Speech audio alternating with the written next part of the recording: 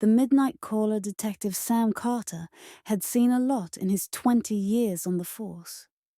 But nothing had ever gotten under his skin like the case of the midnight caller.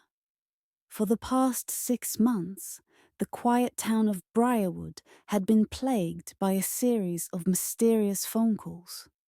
They always came at midnight, and they always followed the same pattern.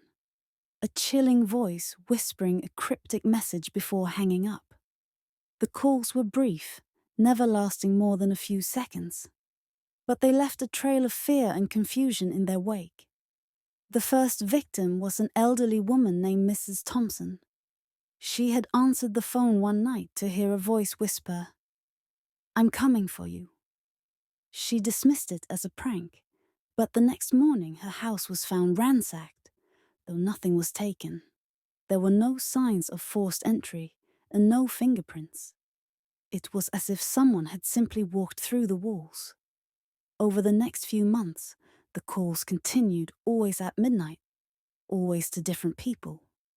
Each time, the message was different, but always unsettling. "You're next. I can see you." Or, "It's almost time." The calls were never traced, and no one could figure out how the caller knew so much about his victims. He seemed to know their routines, their secrets, their fears. The town was on edge. People stopped answering their phones at night, but it didn't matter. The caller always found a way to get through. He seemed to be everywhere and nowhere at once, a ghostly presence haunting the town. Carter had been assigned to the case from the beginning, but every lead had turned into a dead end. The caller left no trace, no clue to his identity. It was as if he was toying with them, staying just out of reach. One night, Carter was in his office, going over the case files yet again. He had interviewed every victim, analyzed every piece of evidence, but nothing made sense. The calls were random, the messages cryptic. There was no clear motive, no pattern he could discern. Frustrated, he leaned back in his chair and rubbed his temples. He was missing something. But what?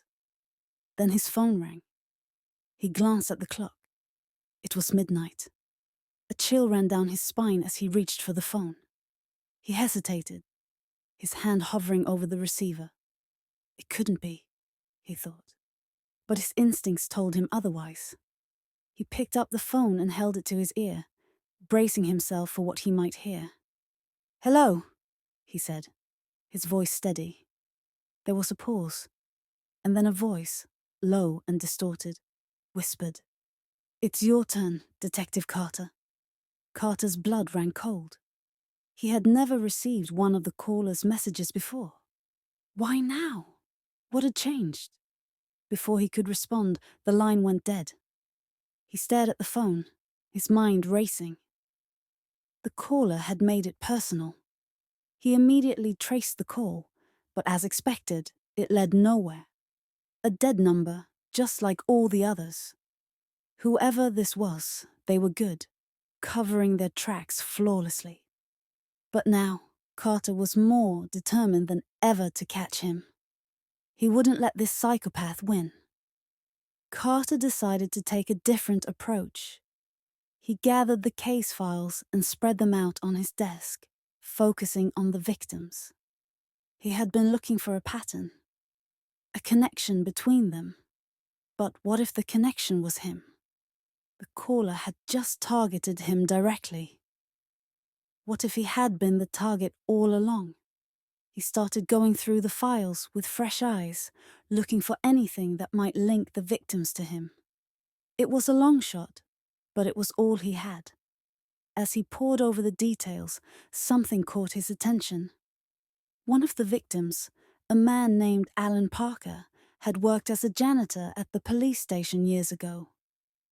Carter had barely known him, but he remembered a scandal involving Parker. He had been fired after being accused of theft.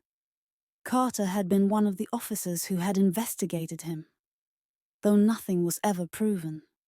The next victim, A young woman named Linda Davis had been arrested several years ago for a minor drug charge. Carter had been the one to make the arrest. She had cooperated fully and was released with a fine. But Carter remembered she had been deeply shaken by the experience.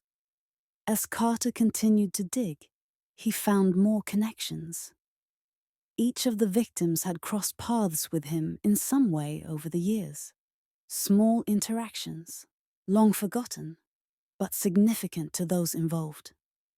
And all of them had suffered in some way as a result of those encounters. Carter's heart pounded as he realized the truth. The midnight caller wasn't just a random psychopath. He was someone with a grudge, someone who blamed Carter for ruining their life. But who could it be? He had dealt with countless people over the years, any one of whom could have harbored a grudge. He needed to think like the caller to understand what drove him. The calls were meant to instill fear, to make the victims feel vulnerable, just as the caller had felt. But why now?